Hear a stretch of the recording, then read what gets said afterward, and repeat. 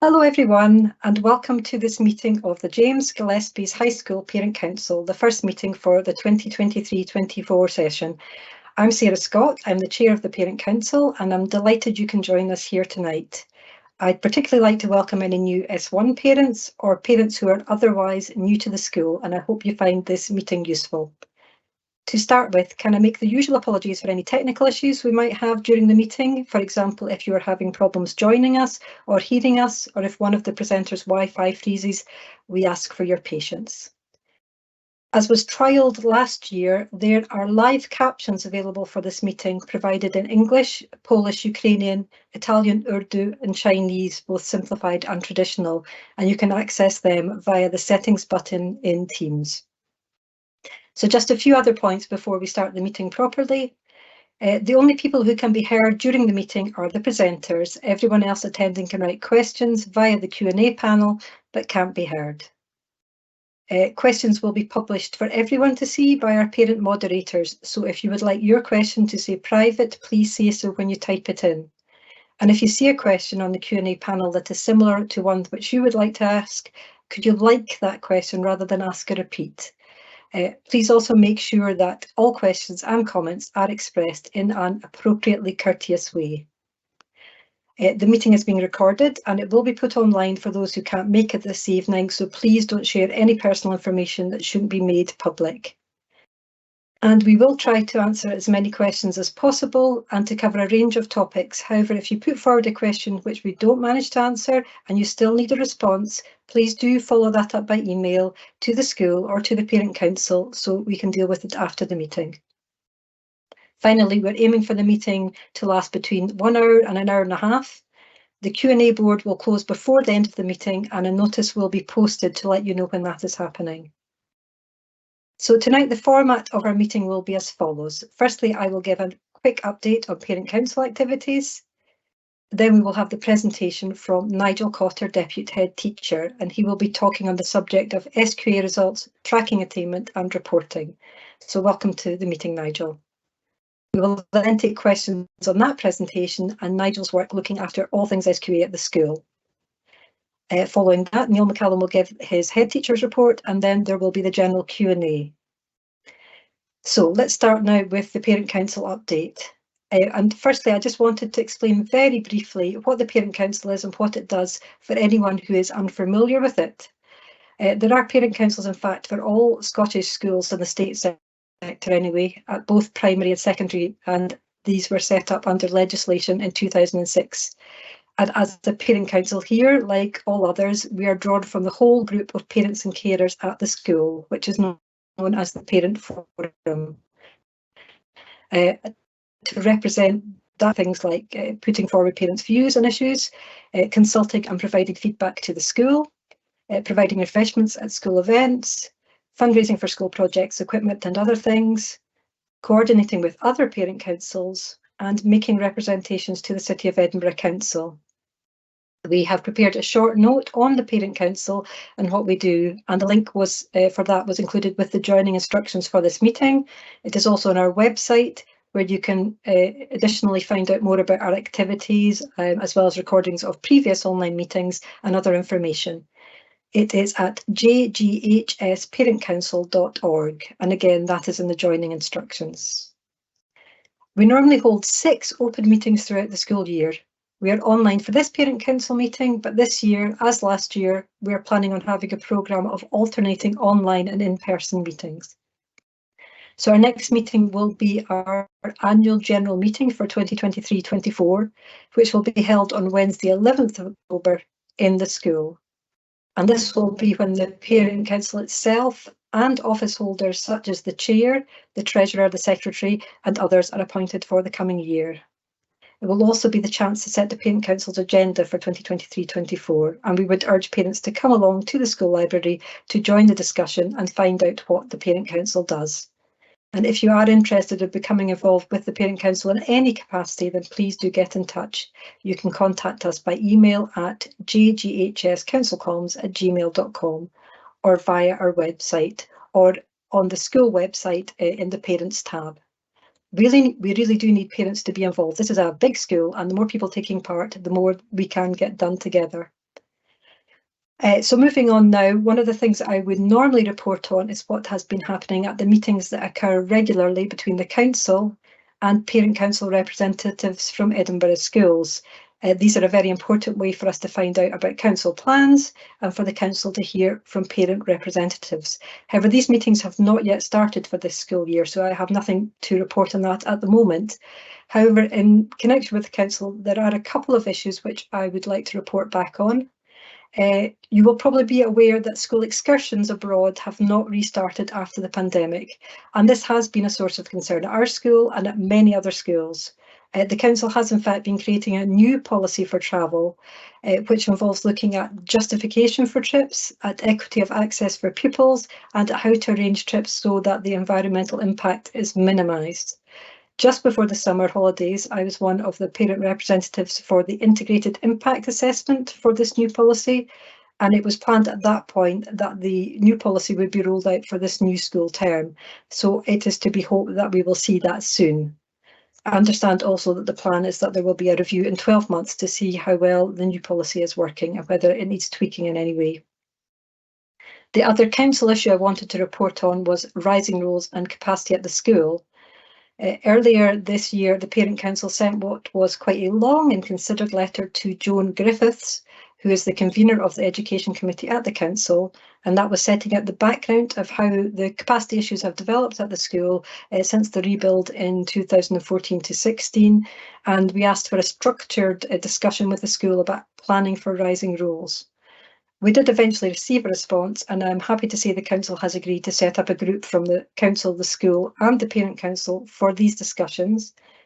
And Crawford McGee, the officer responsible for the school estate, was in touch over the summer to confirm that these discussions should be starting this term.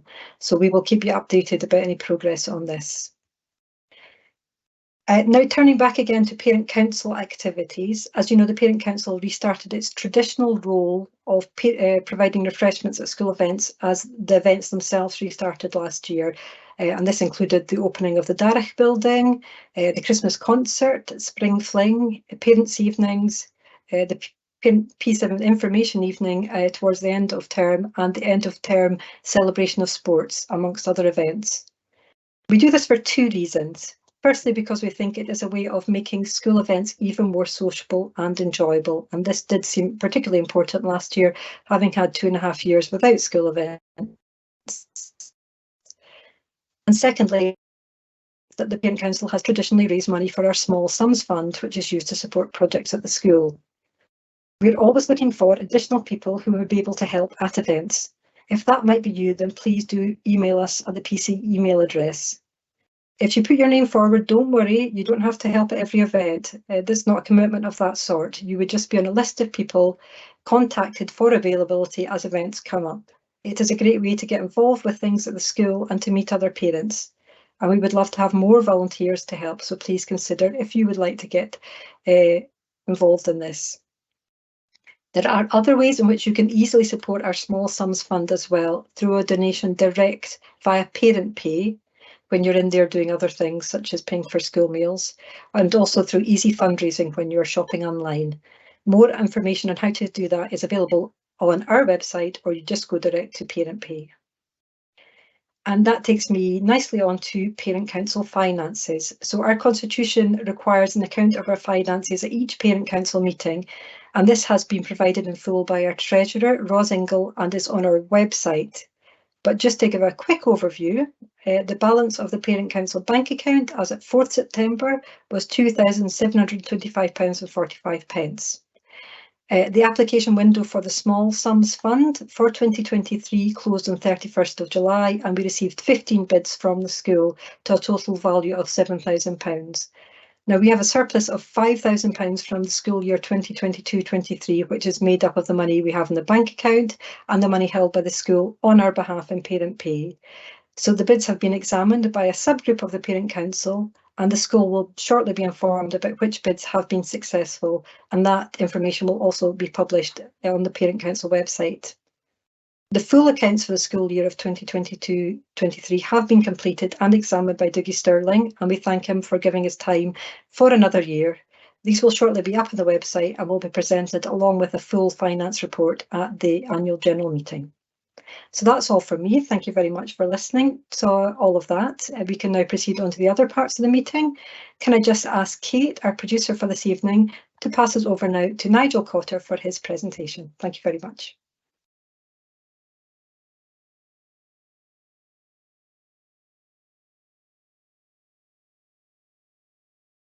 Okay, is that me ready to go?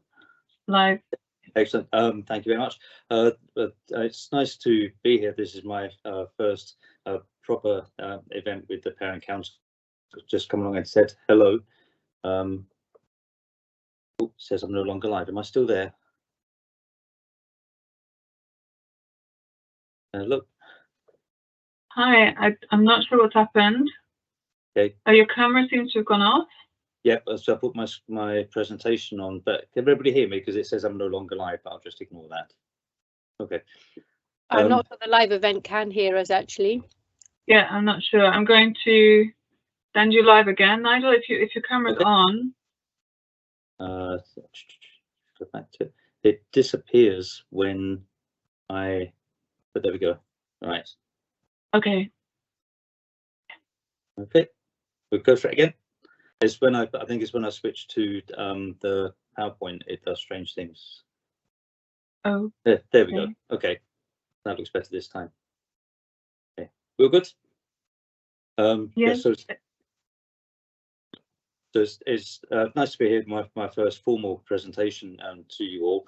I'm just going to look at the SQA results as it says there, and also have a chat about some of the issues and ideas we've got around tracking pupils' attainment during the school, and some proposals for reporting, which will hopefully be quite positive.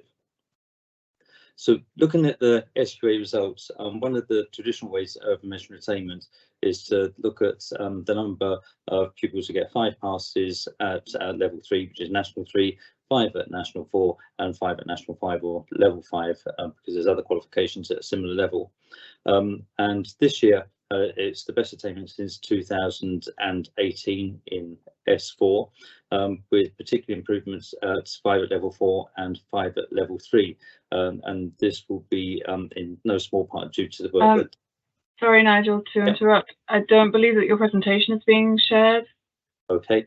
Right. At present. Perhaps if you could share a copy with me, I might be able to...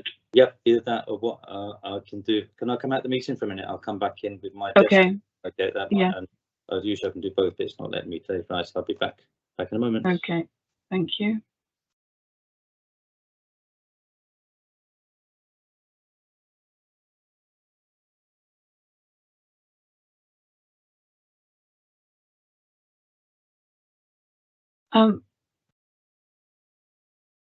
I'm not quite sure what's... I believe that Nigel's left the meeting just for the moment and will rejoin back in again, and I have a copy of his presentation that Sarah shared, so maybe we can share that. I'll just get. I think that's the best idea, because it seemed to be that he was sharing his screen with all of us on it. I couldn't see it on my screen, so apologies everyone. We will recover this problem shortly.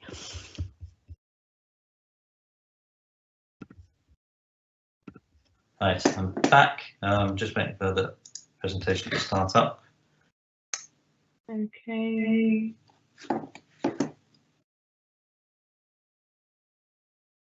Gee, I'll try this. This might work. This twice.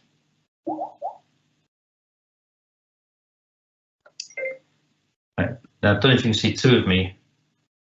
Can't see any of you at all at the moment, I'm afraid. Oh, I'm just waiting for PowerPoint to start.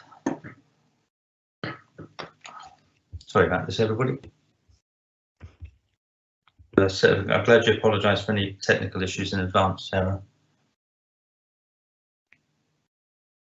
Sarah, could you possibly share the presentation so that we could do it this way?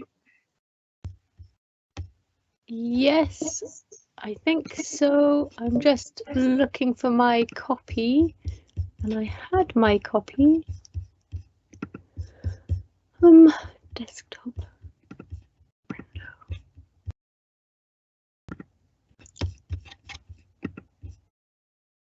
Oh, great. There we go. Excellent. Thank you very much. Okay, so content into there and video into there.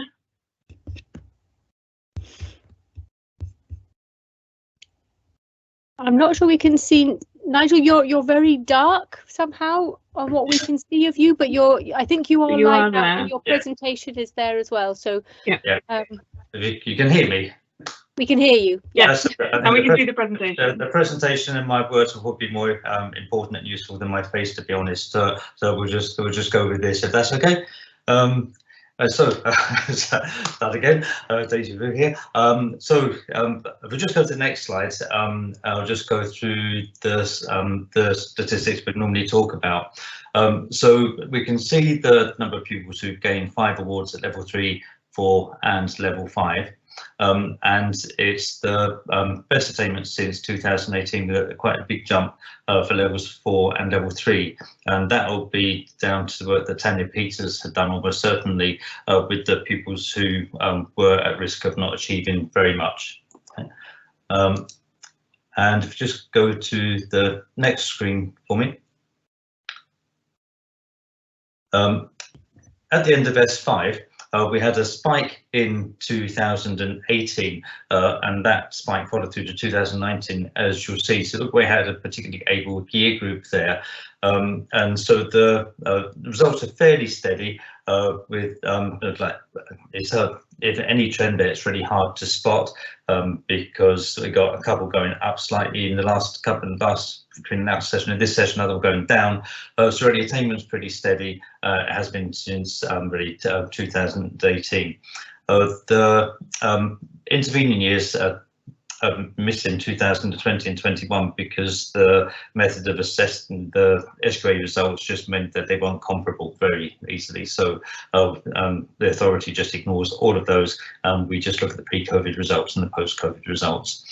So attainment really in line with where we have been previously, apart from that spike in 2018. If we could get the next slide, please. So in S6, what we see here though, we've got 1 at level 6 is a higher. It's got 1 higher, 3 hires and 5 hires. Level 7 is advanced higher. So there's been a year-on-year drop in level 6 by the end of S6. So there's a slight downward trend. But sorry, up on at level 6, and there's minor variation but a slight downward trend in those other numbers. So S6 is an area in which we need to, I think, have a look at what's going on and why that's happening. It could be for a whole multitude of reasons, but it's certainly on our radar to have a look at and try and unpack that a little bit. If I could get the next screen, please. What I've done here, if anybody's interested in following the numbers, is to try and just show you where that spike was in 2018 for S5.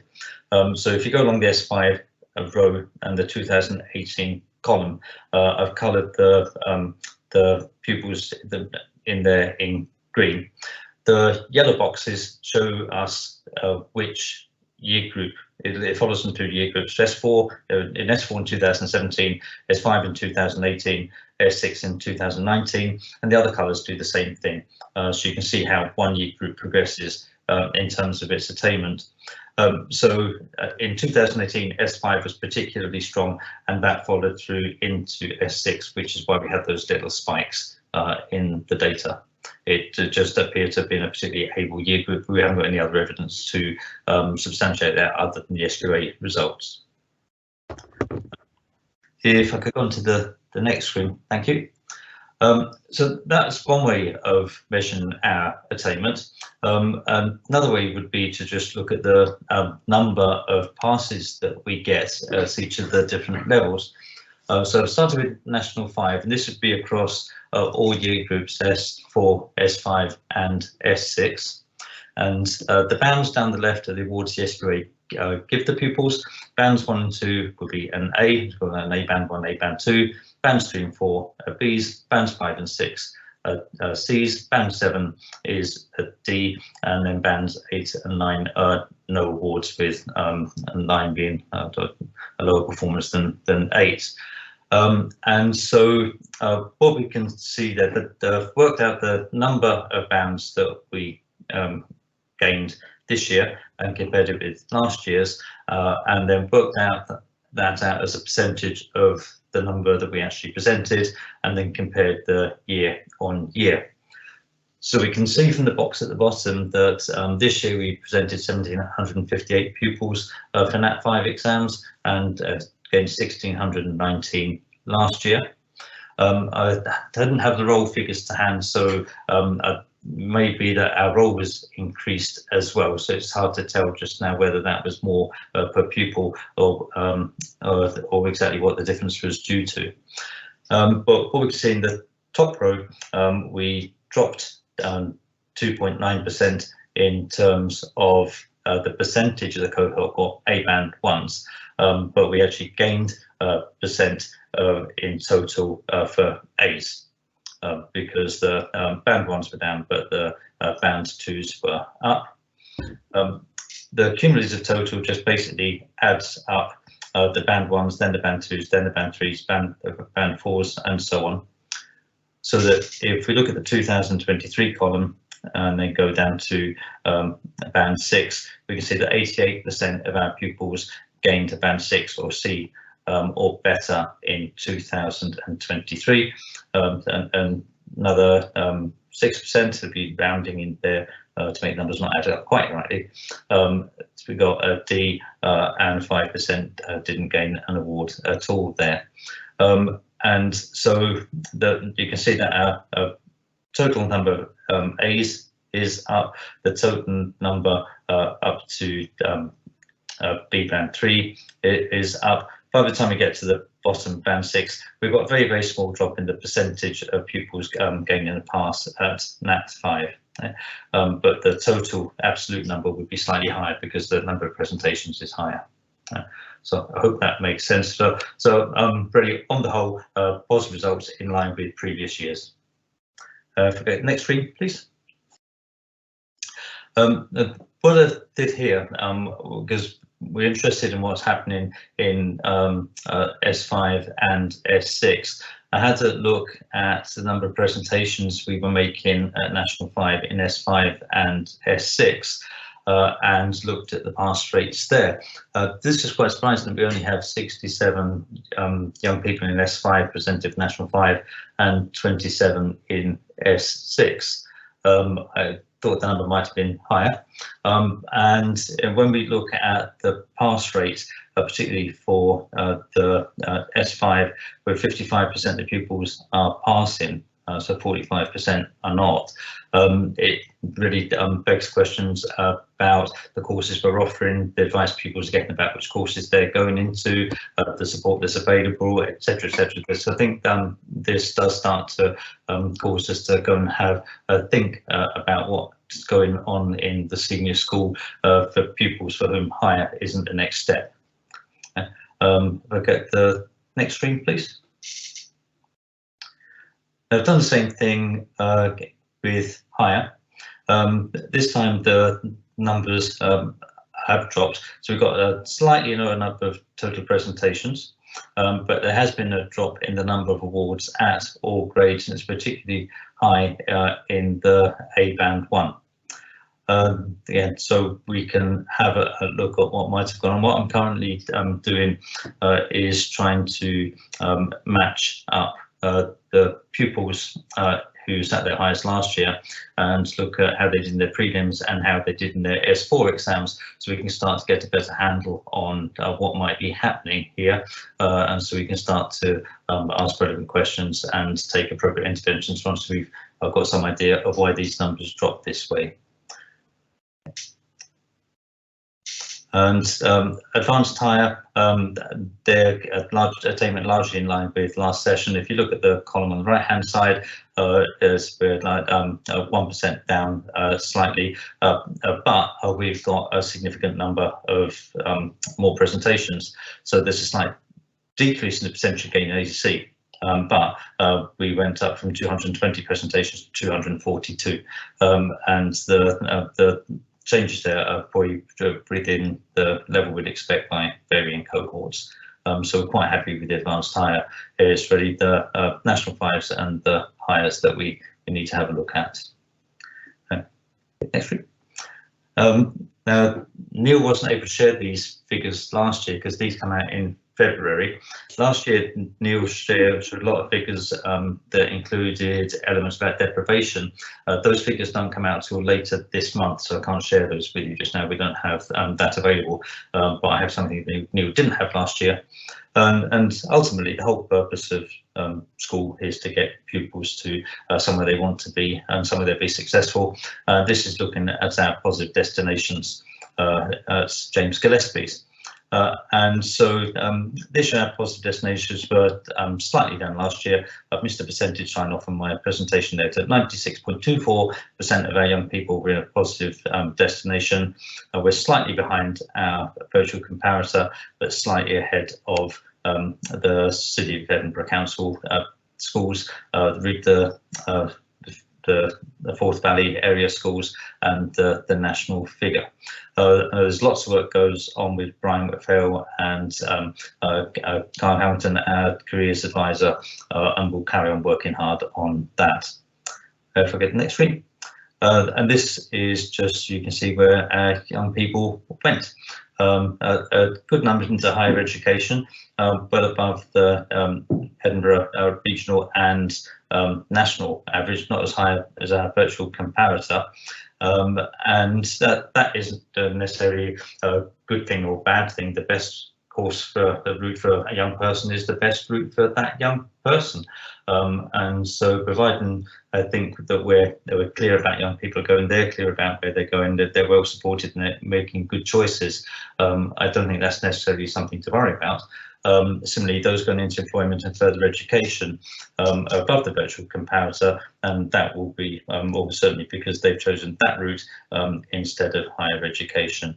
The ones that cause us to drop the 3% that we didn't have placed, usually the ones that are not known and we've not been able to trace them once they've actually left us. Okay. And get the next screen, thank you.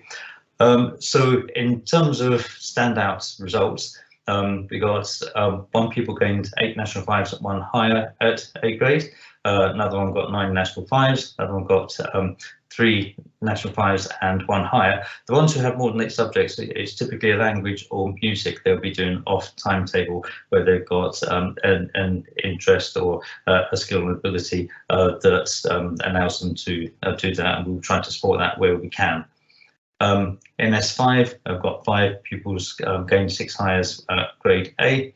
Another 6 pupils gained 6 hires, not at A, still quite impressive, and 33 pupils gained 5 hires at A grade, and 2 had an A band 1, which is best you can do for all of their 5 subjects. And S6, and we had 4 pupils get 4 advanced hires. 3 is the norm. 4 is quite an achievement, and of those 2 had 3 A's and a B, which is particularly impressive. And 22 pupils did the 3 advanced hires and got an A grade in all 3, and 4 of these pupils also managed an A band 1 in all of their subjects. So really a lot of success in there. Areas that we would want to have a look at is that 75% of the pupils in S4 gained 8 or more awards, which is really good. But the thing I would say there, that means that 25% of them aren't gaining 8 awards. And ideally, we'd want pupils to be gaining awards in every subject they do. And in some cases that there'll be issues around attendance or medical issues. There'll be stories in there, but we're interested to have a look to see why it's down at 75%. Why was it not higher than that? And when we get to S5, we've got 48% of the year group getting 5 or more qualifications. At the start of the year, we would aim to have the entire year group presented for 5 courses. And again, we'd be interested to know what's happening between the start of the year and the end of the year to cause 48% or 52 effectively not to get 5 qualifications. And 25% of the year group gained 2 or fewer qualifications. So we're just working out now exactly who these pupils are, where they started, what happened on the way through, so we can look at what we need to do to improve this.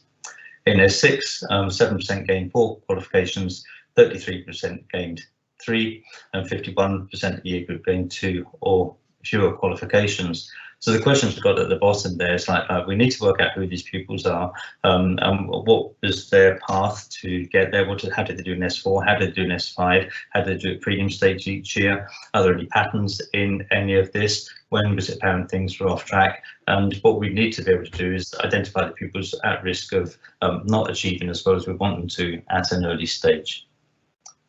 Right. Next screen, please. So what we'd like to do at the school, look more closely at S5 attainment during the year and S6 as well. But the S5 would really help us understand what was going on at that point and also help to talk about pathways for S6. We want to look at tracking attainment in all year groups. I'm going to come to that in a minute.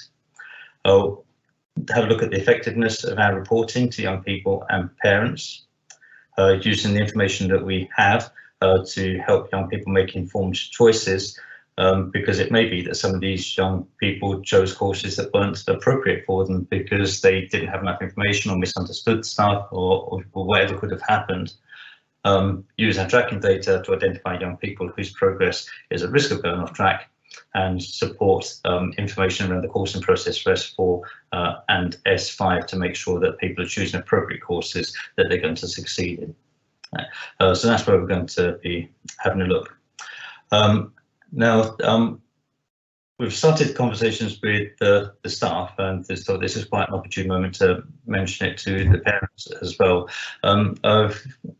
During last year, when I wasn't upsized in SQA staff, I was having a look at some systems and processes in the school and started to talk to staff about what was going on. And I think there was probably an appetite amongst the staff, certainly, and I suspect amongst the parents, to have a look at how we report. The way we report just now made my job very difficult in terms of being the data geeky person in the school, because the information that's conveyed to yourselves and young people was largely contained in the narrative in the comment box that was on the report. They said like so-and-so is doing very well in their course, got 83% in their last test, and it was all very wordy. And so when I was trying to get a feel for where the school was, it was very, very difficult for me because I couldn't find any data easily. And so what I'd like to propose is that in S4 to 6, we keep effort, behaviour and homework ratings where you get rated 1 to 4 in each of those categories and just get rid of the long general comment. And what I'd like to propose is add the following comment boxes with 2 or 3 statements per comment box. The first one would be successes in the course. How's the young person doing? What's gone well? What's positive about it? And the next one would be strategies for raising attainment, but they'd be pertinent to that particular subject. These may come from a subject team comment bank, but they would be relevant for that young person, where they were, what they needed to do for that subject. And also a reporting stage, just really a bit of a reality check, saying based on your current level of attainment, right, the recommended level of study next session will be National 5, higher, advanced higher, whatever it would happen to be, so that people are quite clear that if they're not where they need to be, that they know that they need to do something to reach the standard to go where they want to, or we can support them to maintain where they are. But it's just about trying to bring just dead honest information about the pathway, about requirements for next session, so we can make sure everybody's clear on what they need to do. I'd like to add some numbers to the report, and these would be in a separate section. They wouldn't be in the text. It'd be really clear on every subject. Be the current level of study, National 5, higher, advanced higher, National 4, whatever. The current level of attainment in terms of bands, so like band 1, 2, 3, 4, 5, 6 for a pass, 7 for a D, 8 or 9 for no award, and a progress comment indicating if the young person was on track to succeed at the current level. And the progress box would just really be like the ones you see at the top right of the screen. They're just successfully progressing on track. If it's an S4 pupil in National 5, it would say, yep, you're fine. You should be okay if you keep doing as you are. And the limited progress would be borderline National 4-5, might be dual presented for National 4 and 5, but we'll keep an eye on that. And the red one will be not yet progressing, not achieving at this level, and that will be a risk of dropping to National 4 in this case of an S4 pupil in National 5. Now, I would change the colours, because if you are not doing very well and it was red everywhere, that'd just be depressing. So I think we need to look at the colours to make it so people don't just feel that they've been damned. Need to think about the wording there, but just in terms of general principle, so everybody was clear at an earlier stage of when how a pupil was doing in terms of progression towards the course they were studying. Because just now it seems that that only becomes really apparent in like February, just after the prelims, which is really very, very uncomfortable for everybody. So what we want to do is just make that the likely pathway for presentation much clearer, much earlier, so we can all have a conversation about it and do what needs to be done. Okay. Next screen, please. So in S1 to 3, it would be very, very similar. Apart there wouldn't be anything about the levels for next year. So we get rid of the long comments, and same idea, successes in the course and strategies for raising attainment in that particular course. The attainment information, we would do that through the progress box. I would rewrite the covering letters that go with the reports to make all of this much clearer. And so that there'd be clarity around what everything meant on the report. And these progress reports would just indicate progress within the broad general education curriculum for excellence levels. So somebody who's making good progress, they're really exceeding where we'd expect them to be for that particular age and stage. Steady progress would be in line with expectations. That Amber could get some sort of support, but actually as you're making progress with that support, it could be from the additional support service. Support could come from all over the place. And red again, I've changed the colour, so not reaching the levels expected for this age and stage, so that there's clarity around where the pupil is against really the national standards.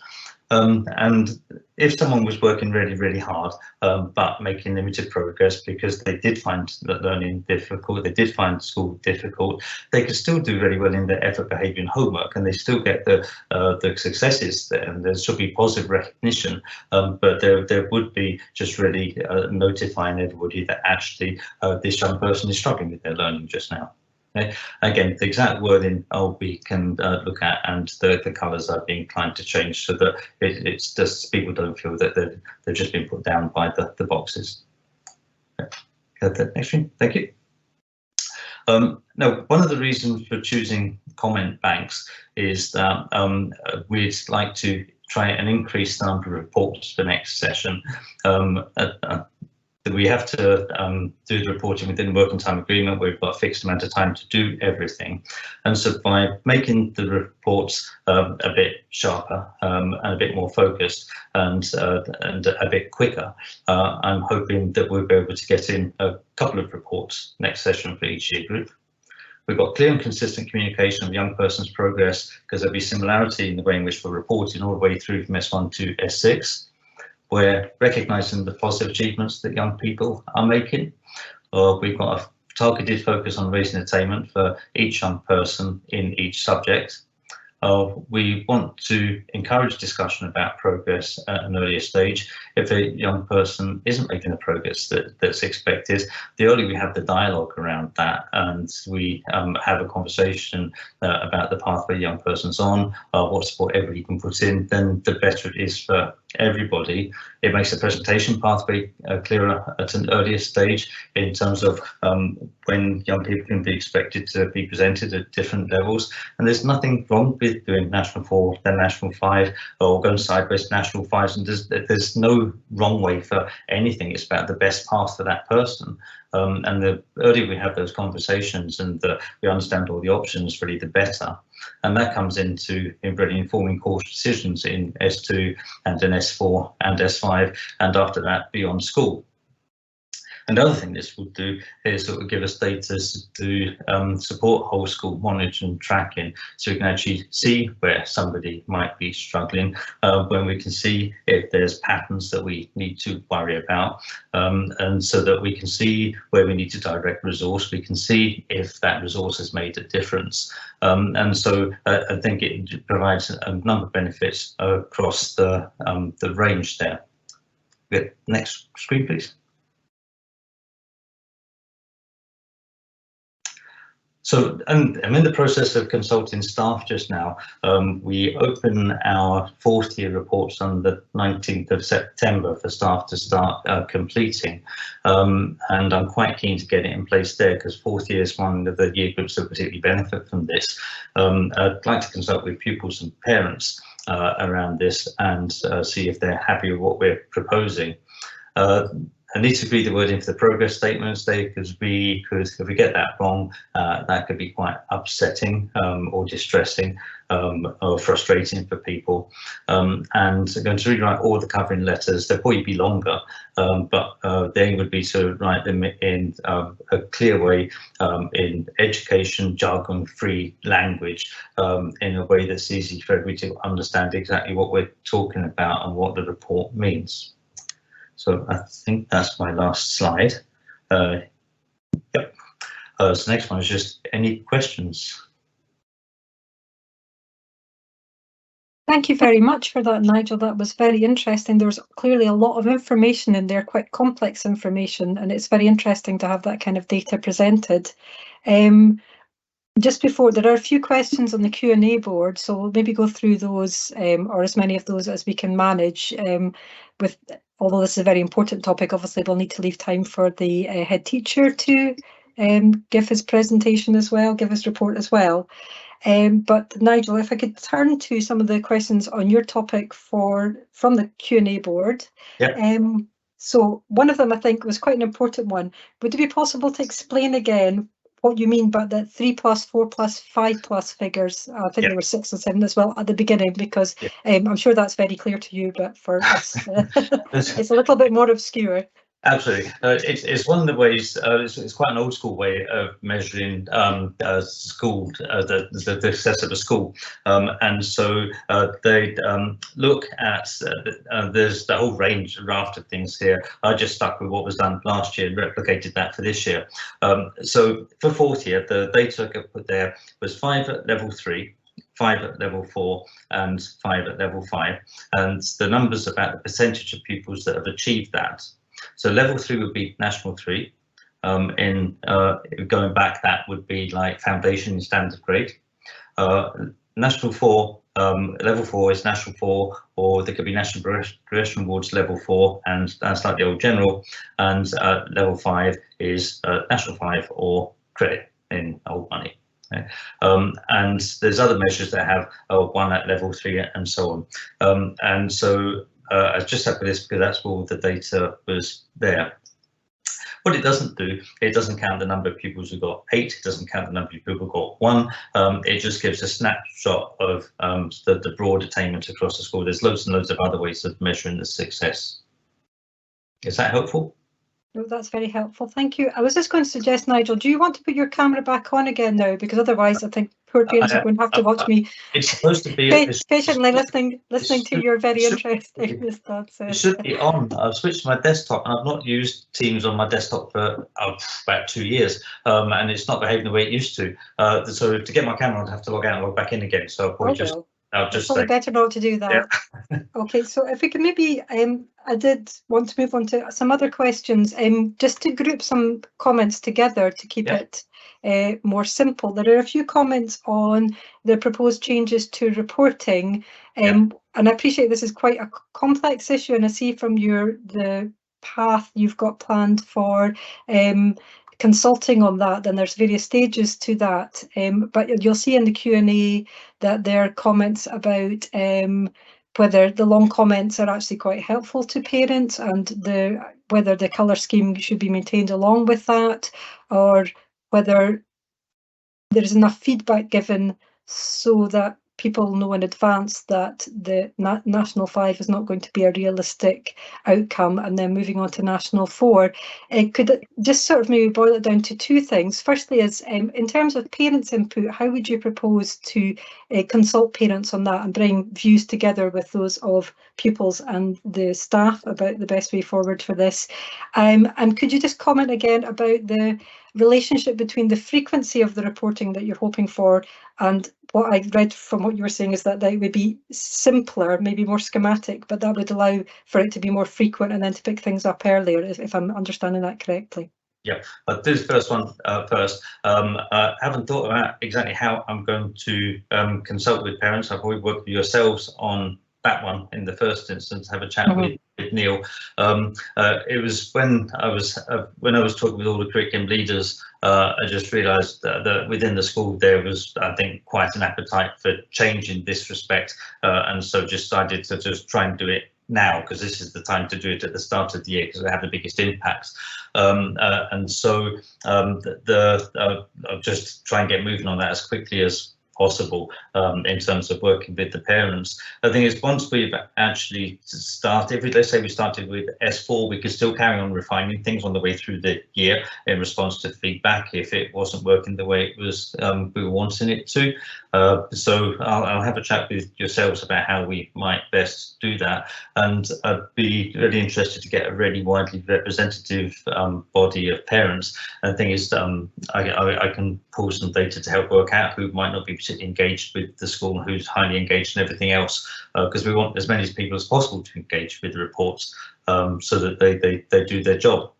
It would be interesting to find out the parents' perspective of the full comments. The staff's perception that I've spoken to of how useful the comments are is quite varied, but a good number of them don't think they're necessarily particularly helpful across the board, and the degree of consistency of information that goes out in those comments, and whether how many of them are cut and pasted. There's all sorts of things in there that we need to critically look at, and if parents like it, then we can have a talk about whether we have some sort of blend here. But we have really got a really big absence of data on the way through the school to be able to see how pupils are doing. The other thing is, let's say, for example, we had a dip in SQA results. That could be because we had a cohort coming through the school that had lower attainment, or vice versa. And just now, we wouldn't be able to explain that, because if we knew that actually this group of pupils is higher attaining or lower attaining than we would normally get, and we can track them through the school, we can expect something to drop at the end. We can say, right, do we need to divert resource to that year group and take it away from another year group? And so that allows us to do all sorts of other things on the way through if we get that data. And just now, when it's tied up in sentences, we can do nothing at all with it apart from try and read it, but that's not going to happen in terms of getting the data out.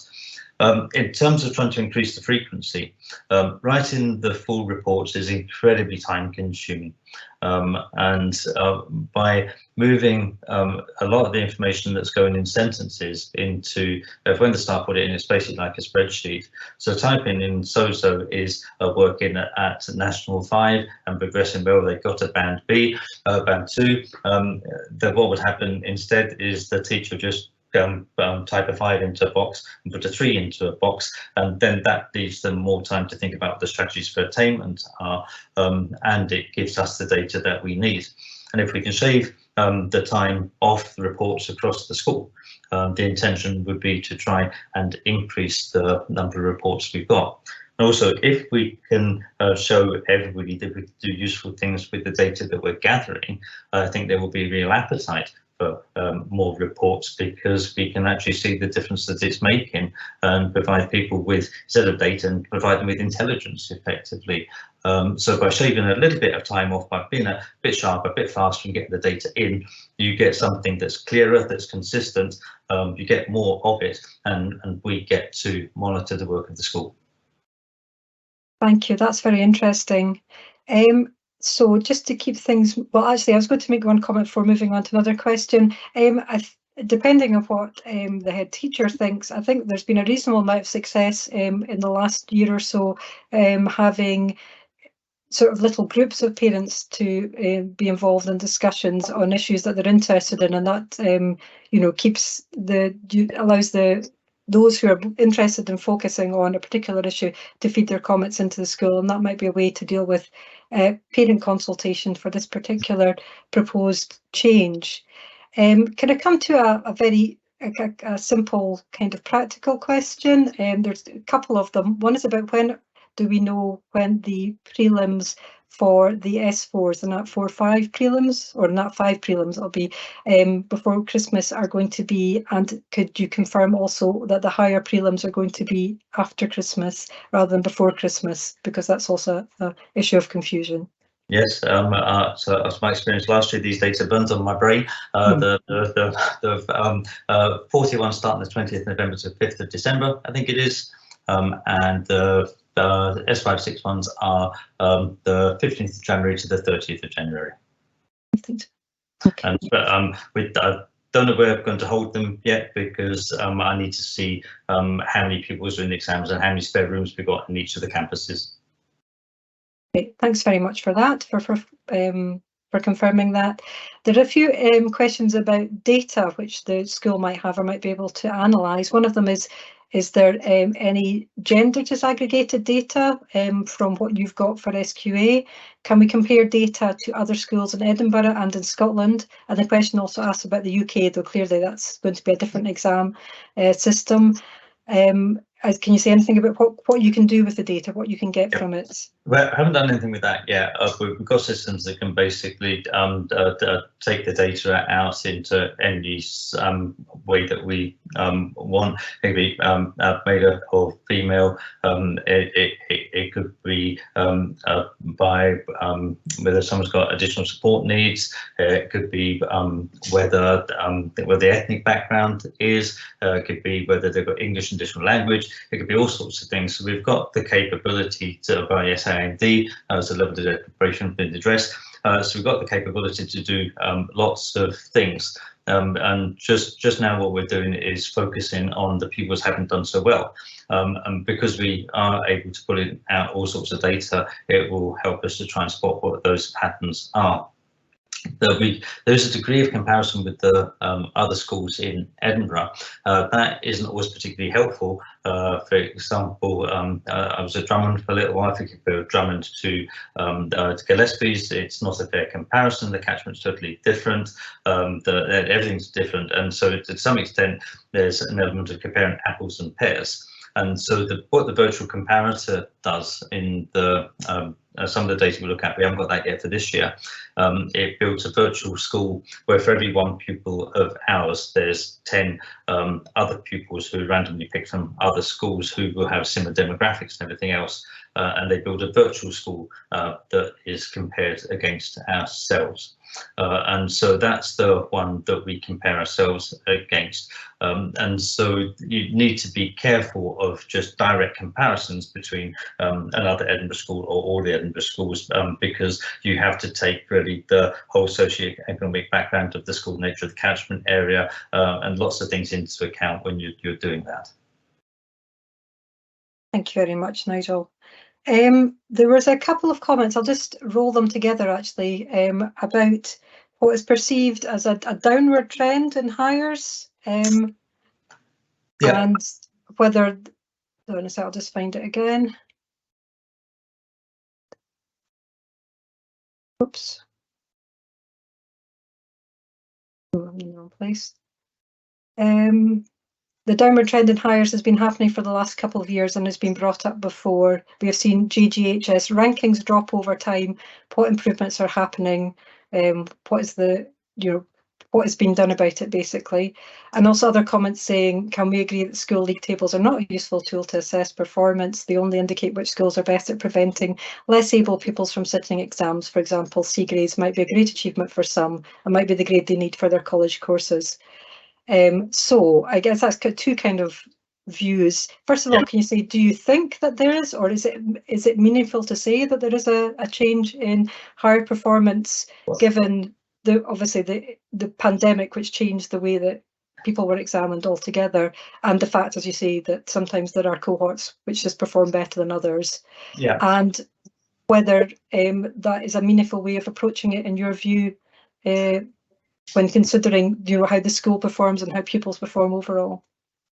Yeah, but this is where it gets confusing, measuring school performance, because the first set of numbers that I had, where we looked at the 1 at, 3 at, 5 at, and so on, that they had 1 at level 6, 3 at level 6, and 5 at level 6, and there was a spike in 2018, but the percentage of pupils getting 1 higher, 3 hires, and 5 hires, there was a slight decline in it, but there was some variation. For example, but the 5 hires was, for example, was 33% in 2017, and then 45%, 44%, 43%. So that's just really quite a small drop, but a big jump from where we were in 2017. But then when I looked at the number of actual higher passes this year compared to last year, there was a big difference. Now, it's hard to know which one of those is the right number to look at in terms of measuring attainment, but the one that suggested a significant drop from last year is the one that would give us concern. What we want to do there is actually start to identify the individual pupils to see what happened to that individual pupil, and also see which subjects were the subjects that was really responsible for the drop. We'll try and work out what was going on, so that we've got actually going in with a targeted fix to the problem. If we don't identify the problem carefully, we're not going to be able to apply the correct fix. So what we're going to be doing is having a good look at our senior school results and track them backwards to try and work out what was going on, so that we can have a proper fix to it. Just now I can't answer those questions, I'd be guessing. I've only been in school 8 months as well, which doesn't help. So this is about really trying to get objective data, so that we can be quite clear about what is happening. Thanks, Nigel. I know this is a really complex issue, and probably an ongoing discussion. And as you say, you've still only been here for a few months, so I'm sure there's time to look at that in more detail. Can I just wind up? There are a number of other questions and sort of variations of themes. I'd like to ask one more question now, and then we'll finish this part of the meeting, just so we can move on to the head teacher's report. I will make sure that all of the comments that are made are gathered up at the end of the meeting and sent on to Nigel, so that he can see the kind of issues that have been raised, in case they're of any use in your sort of consideration of how to examine and how to present information on SQA results in the future. So if your question has not been answered, we will forward that information on to Nigel. The question is really about destinations post-school. There was a specific question asking about whether students from James Gillespie's went to Oxbridge last year and other Russell Group universities. And there was another question which is about, do we know whether pupils, percentage of pupils that go to, say, Scottish universities or go to first choice universities. Now, I appreciate you have some information about destinations, but maybe not complete information about that, but can you give us a general overview about the kind of things that can be said about where pupils go in terms of university from Gillespie's? I couldn't answer those off the top of my head because I've been busy doing all the other number stuff, the reporting things. So we can go into UCAS and track that. I don't know whether Neil would know any of that off the top of his head. Certainly Oxbridge would, Not off the top of my head, but I'm more than happy to get that information and we can share it. Yeah, we can put it out the UCAS tracker. I presume we can. So we'll see what we can find for you on that one. Well, thank you very much, Nigel, for battling through the technical difficulties and giving us the presentation. Your presentation will be put on the Parent Council website, so it'll be a chance for people to look at that in a little bit more detail. The comments will be passed on to you so you can see what the issues are that have been raised, because I appreciate it's difficult to go through them live during a meeting, and obviously the recording of this meeting will be put on the Parent Council website as well, so it can be followed up after the meeting if you want to hear it again. But in the meantime, thank you very much, Nigel, and good night. Okay, and now, if that's okay, Neil, would we be able to pass on to you to hear the head teacher's report for this evening? Thank you.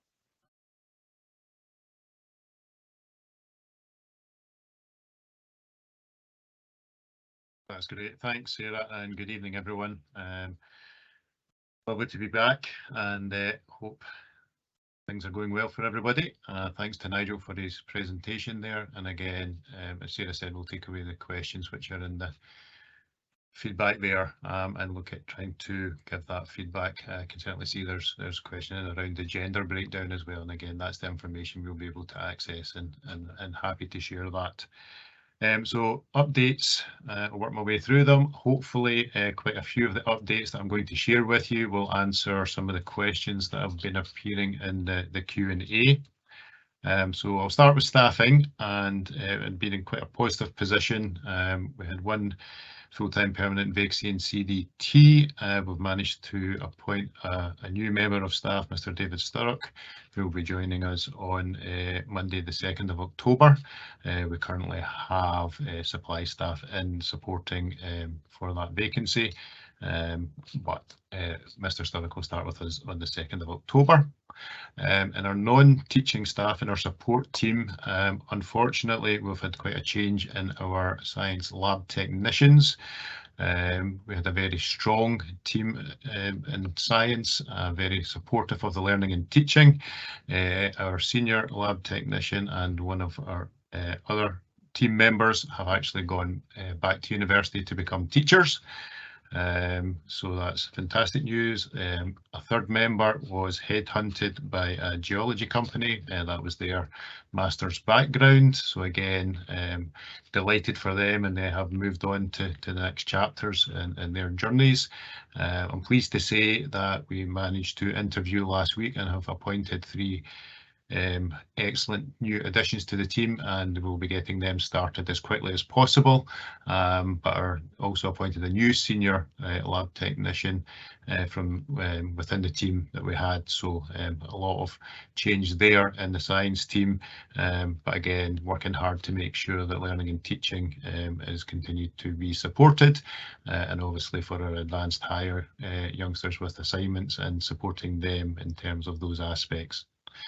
Nigel's touched on the prelim dates there. I was going to update in regards to that, just to say as well that we are looking to pull together a study support programme of additional lunchtime and after school study support that will be in place for our young people, and again really looking at different aspects of how we can support to make sure that young people are progressing towards the right level of qualification in 4th, 5th and 6th year at the end of this coming academic year, and really making sure that we give them every opportunity to be successful. We're working and linking in with all of our different departments, and I'll touch on a little bit about that in an item later on in regards to their school improvement plan. In terms of sharing information, we continue to do that by email. We also have the school app, and again trying to make sure that that is updated as quickly as possible with all the information. Our school website is currently under construction.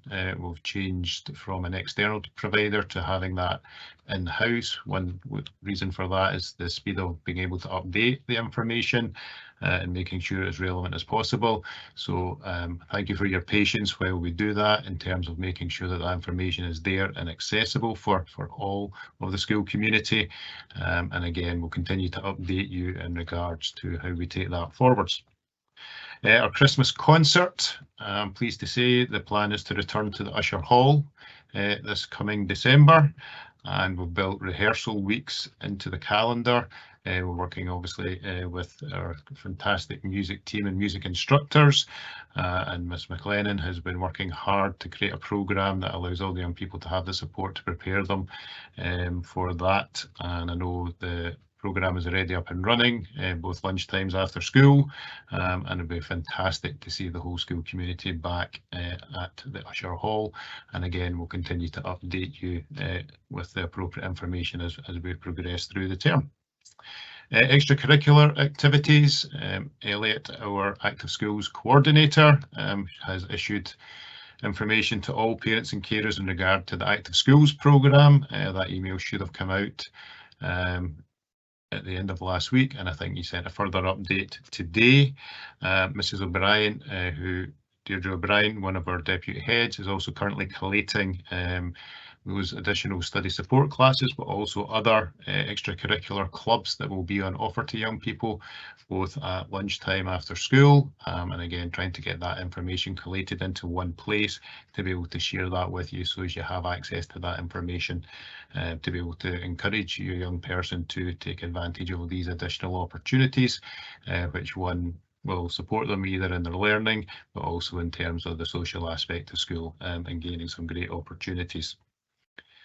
As Sarah touched on at the beginning, the excursions policy has been reviewed by the authority, and that's been in place across the whole authority.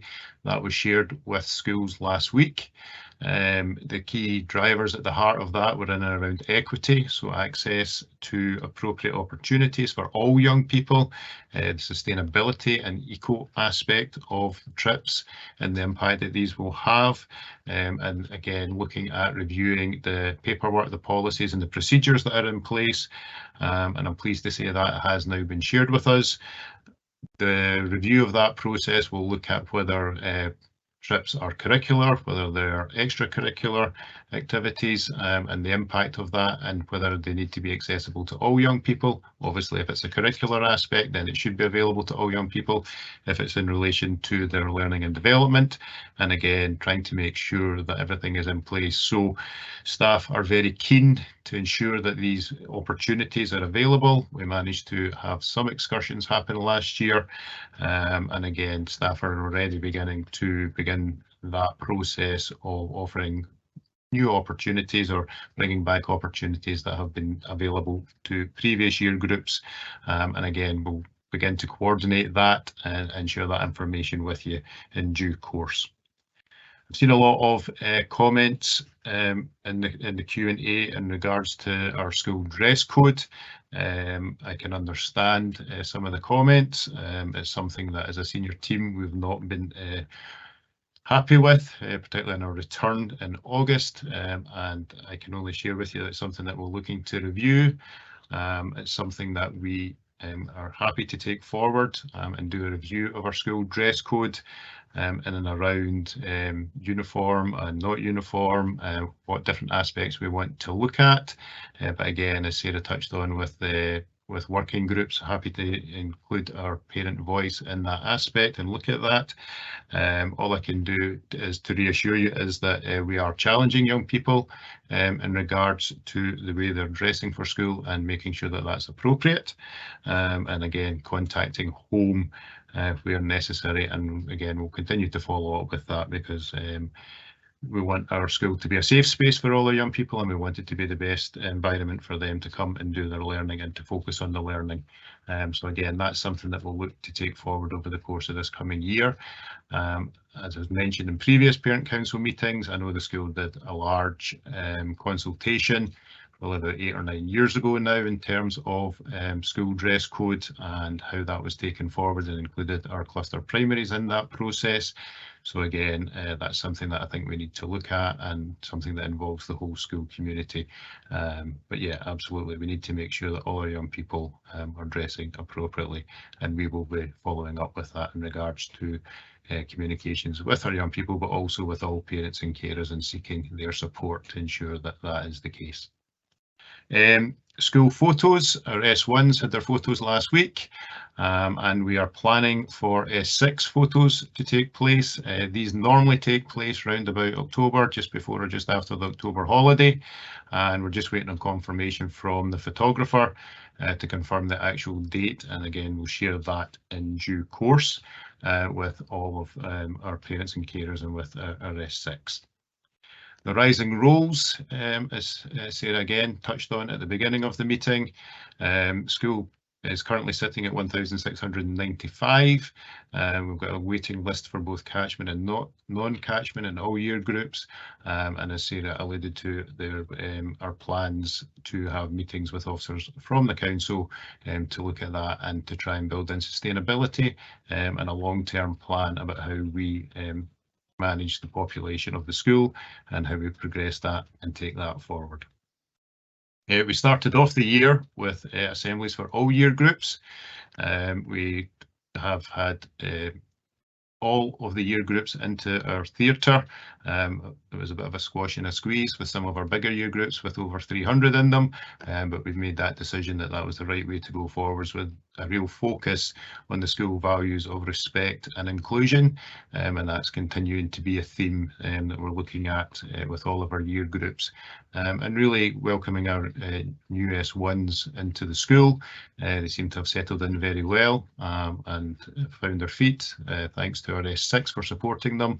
They're buddies over the first sort of week, 10 days, to ensure they were able to get around the campus and make sure they knew where they were going, and hopefully allow them to find their feet and settle into the school.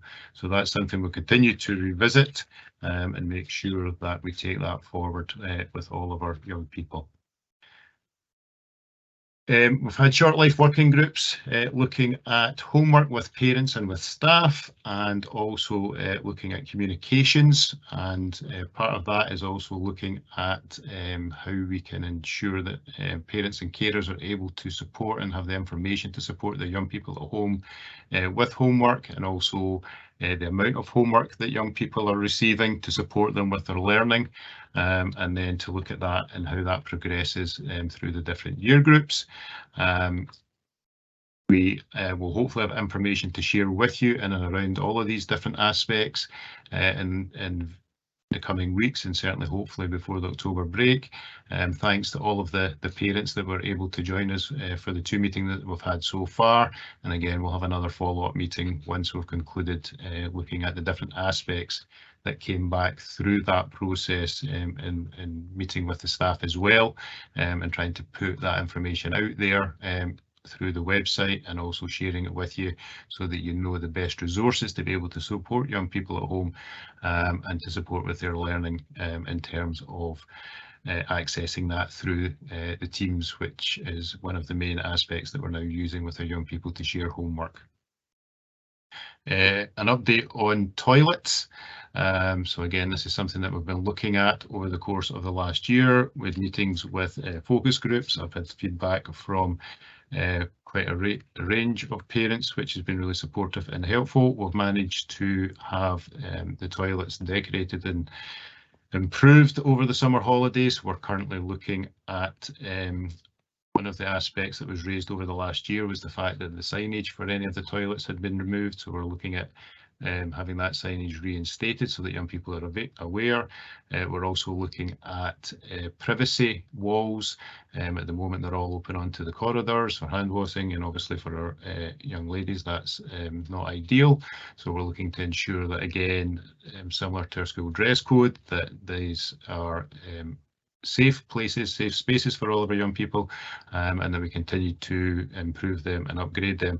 Part of the thing I shared at the assemblies with all of the year groups at the start of the year was that we're going to do a review with all of them to make sure that our facilities reflect the pupil voice, and again that's something that we'll be in touch with parents and carers about to ensure their support for that aspect as well. We appointed Nikki Graham, Mrs. Graham, as our Senior Development Officer for Mental Health post last year. So we have our Wellbeing Hub, but we also have our Snug. There were presentations. We had a lovely evening in March where a lot of parents and carers attended to find out in terms of the mental health and the supports that are in place for young people in school. We've managed to continue that post this coming year for Mrs. Graham, so she continues to work with the pupil support leaders or guidance team, as well as the wider staff, and young people also had information shared with them at assemblies in regards to how they can self-refer for that.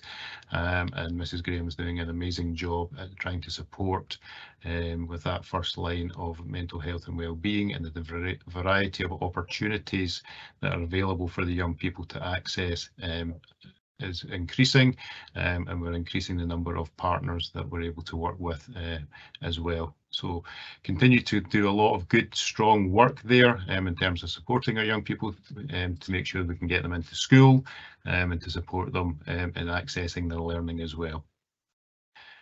S6 study spaces, just to confirm again, with the S6 study spaces, there are study spaces within the main campus. So they have an area down in the bottom of the Malala building, and we have some study booths.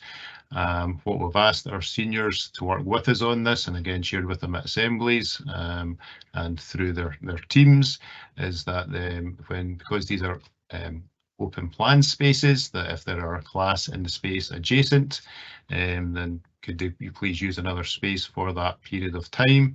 And again, we've said to them the forum is available at times, the library, our canteen, and again we've tried to take the number of classes out of these open plan spaces to allow the sixth years to have access.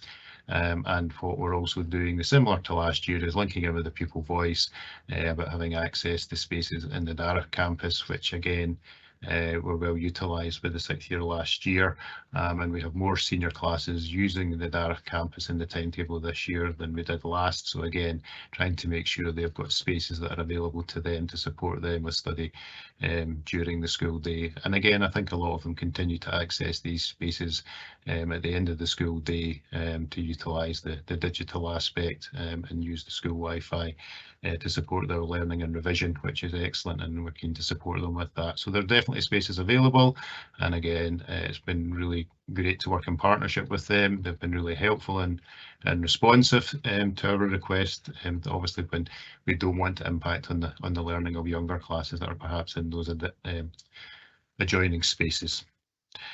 Some good news to share with you. We've got our F1 in schools team who are the Scottish champions and finished second at the British Championships.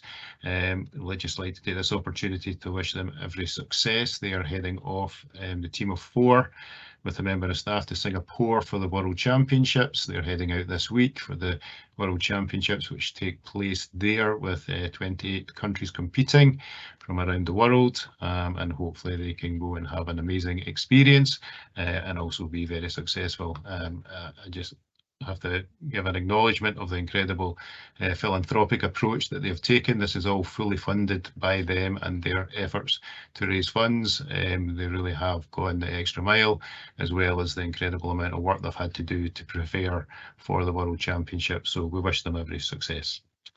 Last week we were delighted to welcome a Croatian teacher delegation. We had 33 teachers who visited from Croatia.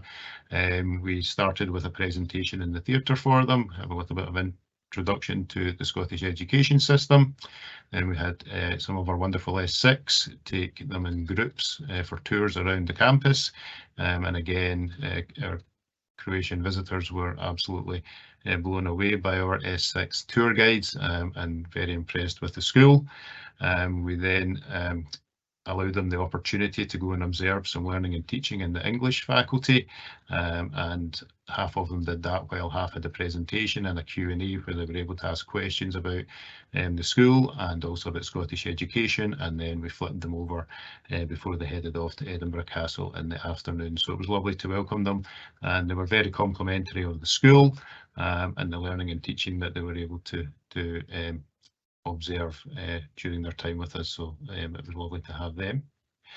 And then today we had a delegation at the City of Edinburgh Council Children and Families Education Committee.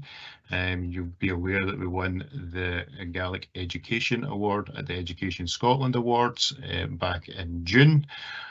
So myself, Mrs Donna McKeever, Deputy Head Teacher for GME, and Mr Callan Methvin, the Curriculum Leader for Gaelic Medium Education, as well as 4 of our senior pupils, attended the committee at the City Chambers this morning with an opportunity to share a short presentation about GME in the school and our young people's experiences, and that was followed by some probing questions, some political questions from the Education Committee and the councillors on the committee, but our young people were absolutely incredible and again presenting very, very well, and I think a fantastic reflection of our school, and very, very proud of what they did today. Not an easy thing to go and be in front of an Education Committee and present, so they did very, very well. The last item from me this evening is just to raise our school improvement priorities. Obviously, Nigel has spoken in terms of our attainment, and it's something that we're very keen to ensure that we continue to develop. We're trying to put as many measures as possible into place to ensure that we support our young people, and obviously the earlier we can start that.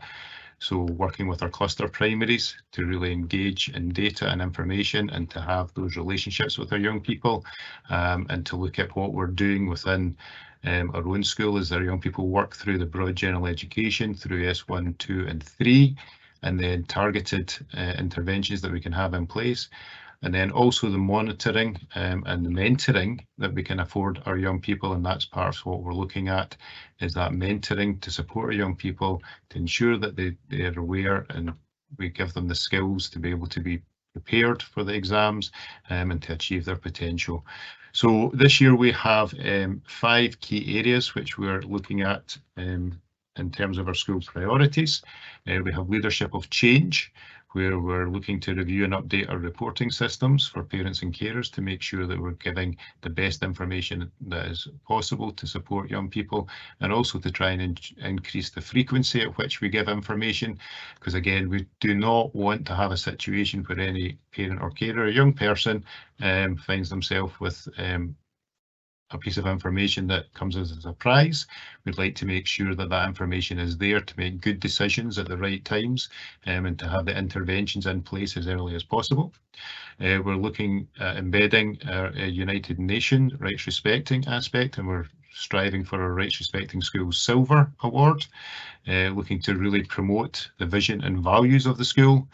We're launching our qualities principles and continuing to look at how we have an anti-racist approach across our school curriculum, and working with staff to engage in the Edinburgh Learns assessment and moderation.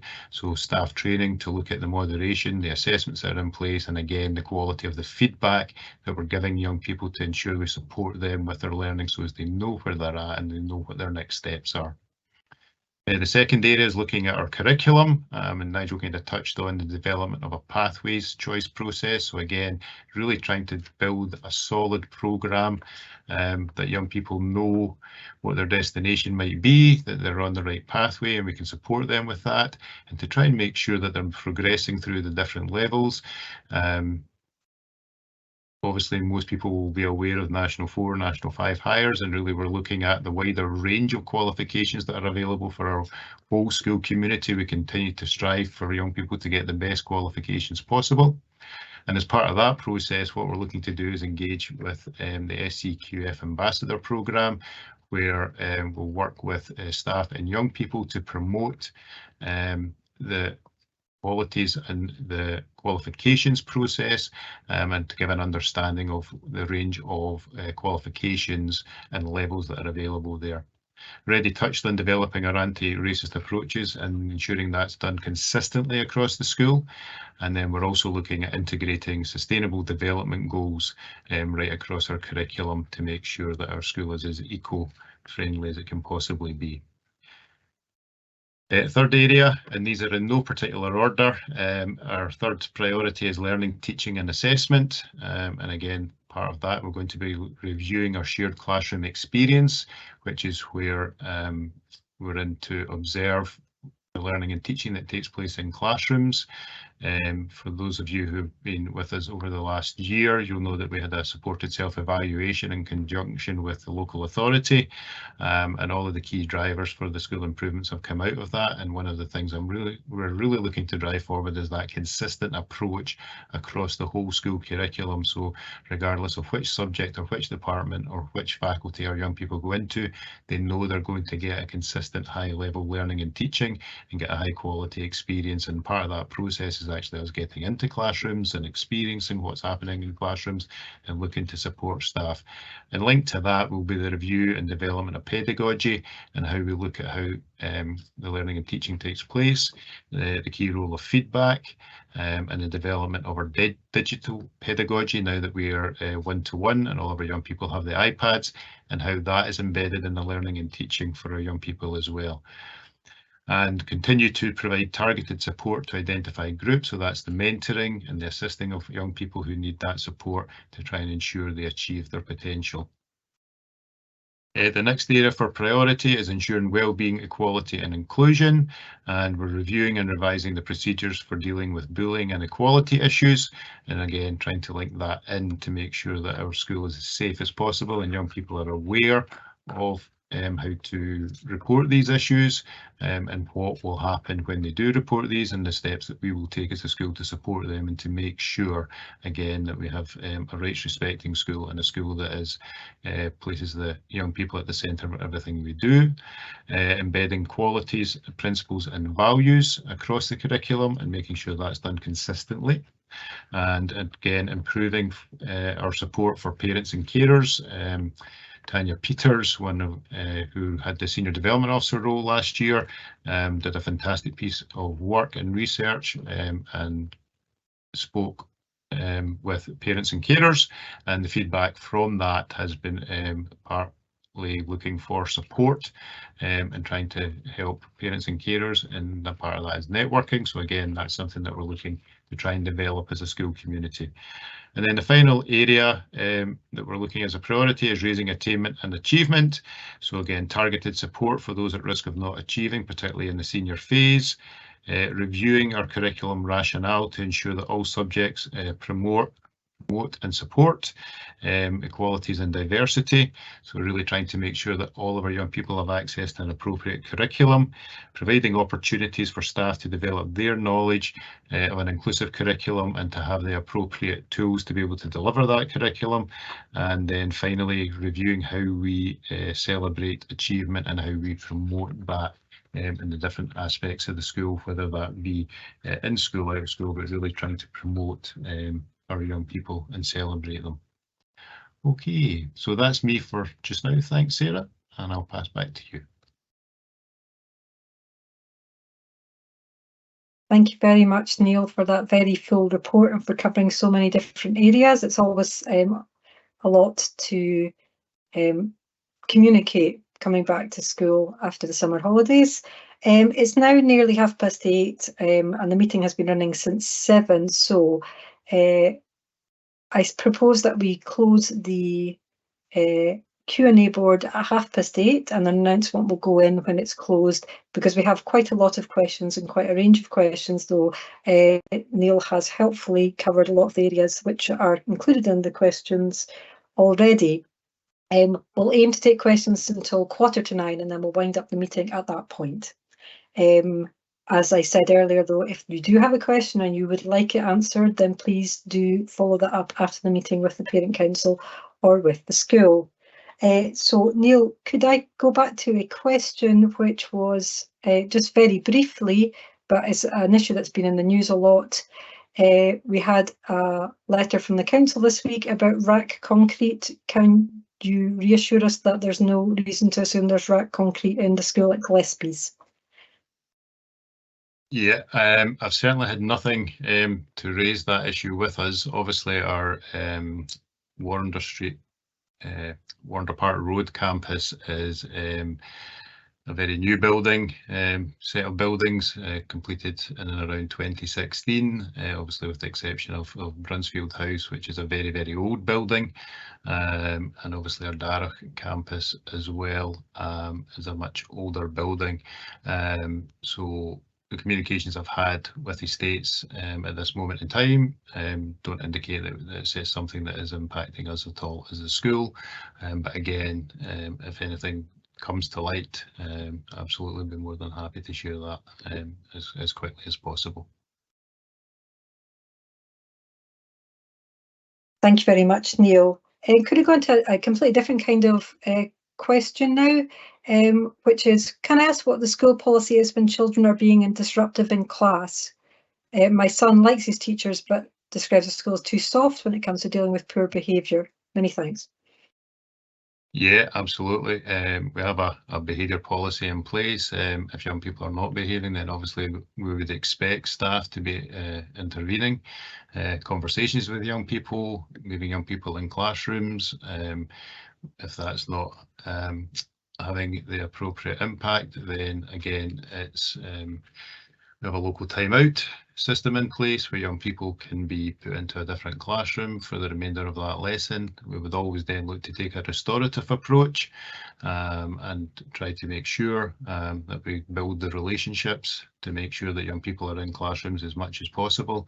Again, if that's something that's continued to happen on a regular basis, we would expect staff to seek the support of their curriculum leader. And also we link in with our pupil support leaders and our community heads, which are our deputy head teachers. And we also have a duty head system on call throughout the school day. So again, if there is a situation where something is quite serious, where a young person is not engaging with the teacher in the class or with the support of the curriculum leader, the duty head will intervene. And again, one of the senior team is always on call every day to support with the duty head as well. So we do have procedures and policies in place.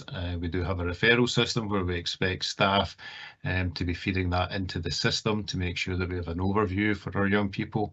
And we do expect them to deal with behaviour appropriately, because obviously that has an impact on the learning and teaching of others.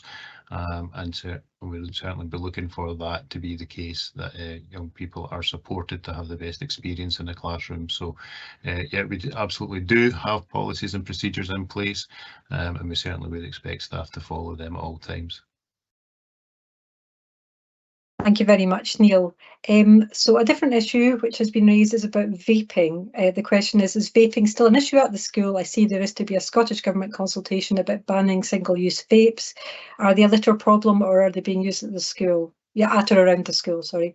I should say, just before passing across to Neil, that this is an issue, generally speaking, about vapes in schools, which has been raised by schools all across Edinburgh with the council over the last year, with the aim of trying to get the council to take action at council level, as well as schools taking action at school level, and has raised concerns in a whole pile of different schools. So I'll just pass that back to Neil now, thanks. Yeah, I mean, certainly it's a societal issue. Sorry, I'll go live. Yeah, certainly it's a societal issue. It's not something that's been massively on the radar for us when it comes to duty calls. We are getting the occasional issue, certainly not seeing them lying in and around the school as a big issue. Certainly, I think young people have a very different perspective on vaping in comparison to smoking, because certainly any time we've had to intervene with any young person in vaping, and we've had the conversation around would they smoke in school, and they say absolutely they would not, but they seem to see vaping in a different way. So again, we continue to work on that aspect. I think education is absolutely the way forward. I think there's beginning to get information and data now in and around vaping that we could make young people aware of the impact that it's likely to have on them and their health. Some of it can be quite shocking, similar to smoking cigarettes, if you like. So again, it's about trying to make sure that we do that in an appropriate manner. And again, similar to the previous question, you know, we would certainly be dealing with young people if we were finding them vaping on the school grounds. Edinburgh Council, as I know, smoking authority, so you can't do that in any of the authority buildings. And we are a no smoke school, so and that includes electronic, cigarettes, vaping, all those different aspects. So again, we have that policy there, and we'd certainly be very keen to engage with the young people, educate the young people, and again contacting home, seeking support from home in terms of how we support that young person to not engage in that type of behaviour, certainly in or around our school. Thank you again, Neil, for that update. And this is an important issue. And as you say, it's a societal issue as well as something which is happening in schools. So another issue, what is the school doing to address popular misogyny? For example, the influence of Andrew Tate on our young men and boys. I know this is an issue which you've commented on last session, so I wonder if there's anything you can say about that.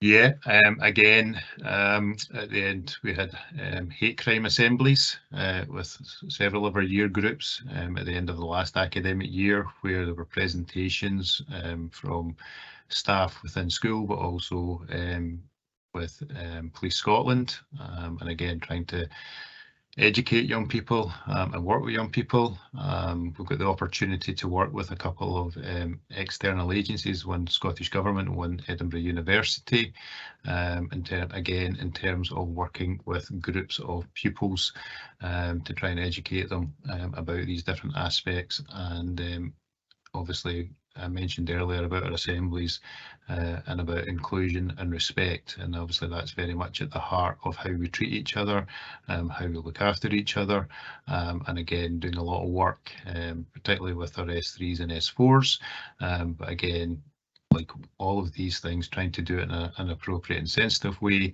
and again beginning to look at our younger year groups about how we educate them to be respectful of each other, how to include each other, and how to look after each other is really important. So these aspects will be done through PSE, which is with our guidance team, as well as inputs at assemblies, and as I say, very, very happy to engage with external providers to come in and talk about these topics as well. Thank you again, Neil. So a question about a different area of school activity again. This is about active schools clubs. The comment is, given the number of students in the school, the available places for some of the active school clubs are really very small and the demand is very high. Is there any way that these high demand clubs can run multiple times to give more pupils the opportunity to attend? Now, for those who come to Parent Council meetings regularly, you'll know that active schools has been an ongoing issue across the council area since the clubs have come back after the pandemic disruption, and that there have been issues in lots of schools. I'm not entirely sure what the position is with all schools now, but that was the case last session and before that, that there were some schools where there are no active schools clubs at all. And at Gillespie's, we certainly used to have by far the largest and most extensive set of active school clubs, but there are difficulties with the funding model and about how these are delivered, and it's a very difficult thing to be delivered, and people have been working very hard on this. So I share the frustration when there are not enough club spaces and they are taken up very quickly, but we are probably still in a much better position than a lot of other schools are in that respect. So I can pass that on to Neil because he's been working on that as well.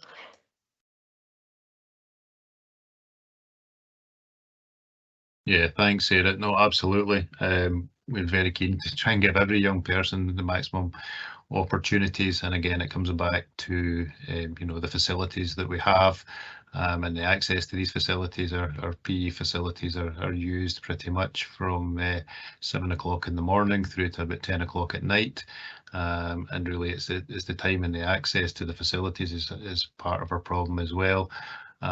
I know Elliot works very hard with the PE team and with local providers and tries to create links with local sports clubs. So again, there's a pathway for our young people to get engaged with sport. So it's something we'll continue to look at and try and find solutions to make sure that we can offer as much as possible. But as I say, I know from walking around the campus at lunchtime and after school, our sports facilities are very heavily used, and very rarely is there a space available. So that is also part of our issue.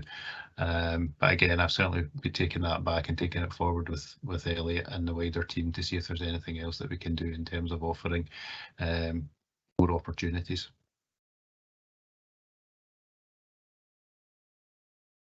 Thank you, Neil. So a question about school lunches. Is there any information available what the lunches or about the lunches served in the school every week?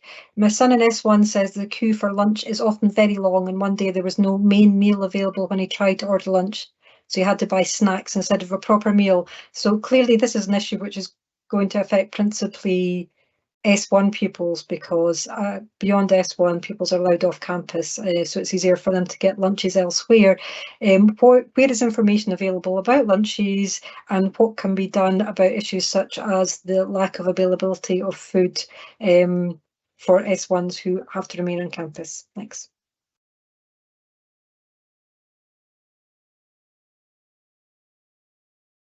Thanks, Sarah. Yeah, our canteen's been very popular and very well received by our new S1. So it has been very, very busy, and I think the catering team who we have had to adjust in terms of the meals that they're providing. I'm working with them to try and find a way forwards in terms of pre-booking lunches, so that young people are able to pre-book, and then it's a grab and go scenario rather than having to queue to then access the hot main meals, soup, sandwiches, and the other options that are available to them. At the moment, there isn't any information available about what is available for the menu for the week, but again, that's something I can link in with the catering team to ensure that we can get that information and share it through either the Friday update, so that information is there on the school app, and again to try and put it onto the school website, because the menus change from week to week, and it's fantastic that so many of our young people want to access the facility in the school. And as Sarah touched on, our S1s are asked to stay on campus, with the exception of our S1 GME pupils who have to travel to Darroch for classes.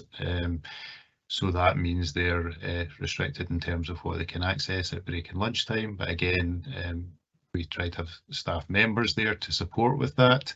And I know that the catering team will always do everything they can to make sure that every young person has a meal, even if that means putting on additional sandwiches and different options that they have. But as I say, I think there has been a bit of adjustment for them at the start of this term with the increase in uptake from our S1 even comparison to last year. So I think they're beginning to find their numbers now, and hopefully that will settle down as well as we progress forwards. But I'm certainly happy to get that information so that we can get that out to parents and carers so as they can see what is available in the coming week.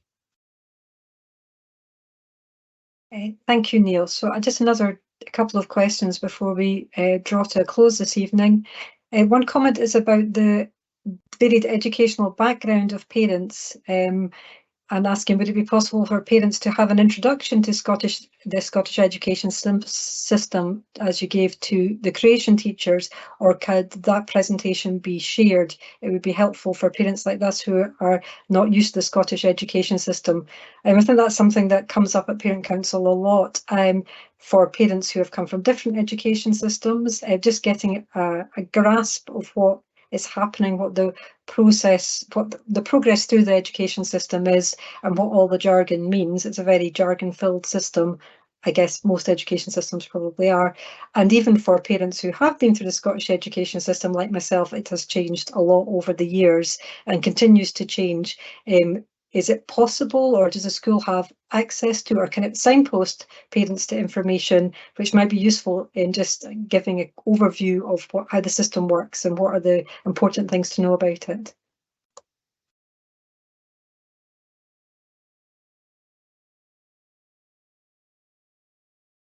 Yeah, absolutely. Be more than happy to do that. Be more than happy to put on an evening where we can detail the Scottish education system and hopefully give an understanding of the processes and policies that are in place and the pathways that young people would follow through Scottish education system. I'll have a look at the calendar and see if I can identify a date in the near future where we can offer that opportunity. And again, on the back of that, that's something I'd be more than happy to share a presentation to all parents and carers so as they can see the information that was shared if they're not able to make it along. Thank you very much, Neil. I think that would be very interesting for a lot of people. Can I finish off with a question about homework policy? Is it an issue that comes up a lot at Parent Council? Just clarity as regards what is the homework policy for the school? If I can track it down again. Yeah, is there a no homework policy at James Gillespie's, or is it just very rarely given out? Many thanks indeed.